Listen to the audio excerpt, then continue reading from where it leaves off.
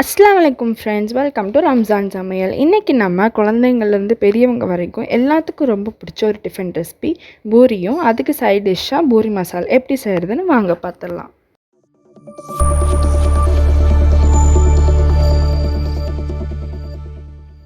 இப்போது மசால் செய்கிறதுக்கு 1/2 கிலோ உருளைக்கிழங்கு எடுத்து பீசஸாக கட் பண்ணி கொஞ்சமாக உப்பு சேர்த்து வேக வச்சுக்கோங்க. உருளைக்கிழங்கு வேகிற டைமில் பூரிக்கு மாவு ரெடி பண்ணிடலாம் வாங்க. பவுலில் 1/2 கிளாஸ் தண்ணி எடுத்துகிட்டு 50 கிராம் ரவை சேர்த்துக்கோங்க. ரவை சேர்த்து செய்யும்போது பூரி நல்லா சாஃப்டாக இருக்கும். இது கூடவே நான் 2 டம்ளர் அளவு கோதுமை மாவு எடுத்திருக்கேன். இது 400 கிராம் அளவு இருக்கும். இப்போ இது கூடவே 1 டேபிள் ஸ்பூன் அளவு உப்பு சேர்த்து கொஞ்சம் கொஞ்சமாக தண்ணி கலந்து நல்லா மாவை டைட்டாக பிசைஞ்சுக்கோங்க. மாவு வந்துட்டு நல்லா டைட்டாக பிசையணும். ஏன்னா நம்ம சப்பாத்திக்கு தான் மாவு சாஃப்டாக பிசைவோம். பூரிக்கு வந்துட்டு மாவு நல்லா டைட்டாக பிசைஞ்சுக்கணும். பாருங்கள், இந்த மாதிரி நல்லா டைட்டாக பிசைஞ்சாச்சு. இப்போது இதில் 1 ஸ்பூன் அளவு ஆயில் சேர்த்து மறுபடியும் நல்லா அழுத்தம் கொடுத்து நல்லா பிசைஞ்சிட்டு ஒரு 20 மினிட்ஸ்க்கு மாவு அப்படியே ஊற வச்சிடலாம். மாவு ஊற நேரத்தில் நம்ம மசாலா ரெடி பண்ணிடலாம் வாங்க. இப்போ கடாயில் நான் 6 ஸ்பூன் எண்ணெய் சேர்த்துருக்கேன். இப்போ எண்ணெய் சேர்த்து எண்ணெய் நல்லா காஞ்சிருச்சு. இது கூட நான் 1 ஸ்பூன் அளவு கடுகு சேர்த்து நல்லா பொரிய விட்டுக்கிறேன். இப்போ கடுகு நல்லா பொரிஞ்சிருச்சு. இதுக்கப்புறமா நான் 2 ஸ்பூன் கடலைப்பருப்பு, 1 ஸ்பூன் உளுந்தம்பருப்பு, 1 ஸ்பூன் சோம்பு சேர்த்துக்கிறேன். இப்போது இது எல்லாமே நல்லா பொரிஞ்சு வந்ததுக்கப்புறமா 4 காஞ்ச மிளகாய் எடுத்து கிள்ளி விதைகளை நீக்கிட்டு சேர்த்துக்கோங்க. விதைகளை நீக்கிட்டு சேர்க்கும் போது காரம் உங்களுக்கு மீடியமாக இருக்கும். இப்போ இது கூடவே ஒரு கைப்பிடி அளவு கருவேப்பிலை, நீளமாக கட் பண்ணி வச்சு 2 பெரிய சைஸ் வெங்காயம்.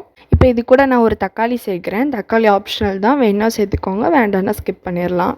இப்போ தக்காளி வெங்காயம் எல்லாம் நல்லா வேகிறதுக்கு இது கூட 1 ஸ்பூன் மஞ்சத்தூள், 1 ஸ்பூன் உப்பு சேர்த்து நல்லா மிக்ஸ் பண்ணி விட்டுட்டு 2 நிமிஷம் மூடி வச்சுருங்க. இப்போ இந்த பூரி மசால் நல்லா திக்கான கன்சிஸ்டன்சி நம்மளுக்கு கிடைக்கணுங்கிறதுக்காக 4 ஸ்பூன் அளவு கடலை மாவை இந்த மாதிரி தண்ணியில் கரைச்சி எடுத்துக்கோங்க. இப்போ கரைச்சி வச்ச கடலை மாவை இப்போ நம்ம வணக்கி வச்சுருக்க மசாலா கூட சேர்த்து நல்லா மிக்ஸ் பண்ணி விட்டுக்கோங்க. உடனே மிக்ஸ் பண்ணிடணும், இல்லைன்னா உங்களுக்கு அடி பிடிச்சிரும். இப்போ இது கூட நான் 1/2 கப் அளவு தண்ணி சேர்த்துக்கிறேன்.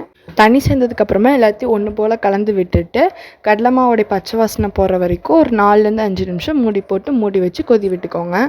இப்போ 5 நிமிஷம் ஆயிடுச்சு. இப்போ பாருங்கள், நம்மளுடைய மசாலா நல்லா திக்கான கன்சிஸ்டன்சியில் இருக்குது. இது கூட இப்போ நான் வேக வச்சு எடுத்திருந்த உருளைக்கிழங்கை நல்லா இந்த மாதிரி மசிச்சு விட்டு நம்ம சேர்த்துக்கலாம்.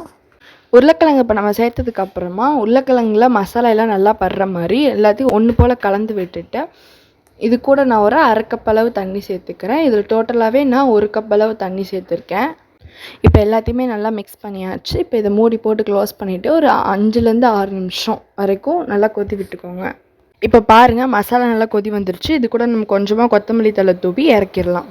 பாருங்கள், 20 நிமிஷம் நம்ம பூரி மாவு நல்லா ஊறிடுச்சு. அது இப்போ நம்ம திரட்டிக்கலாம்.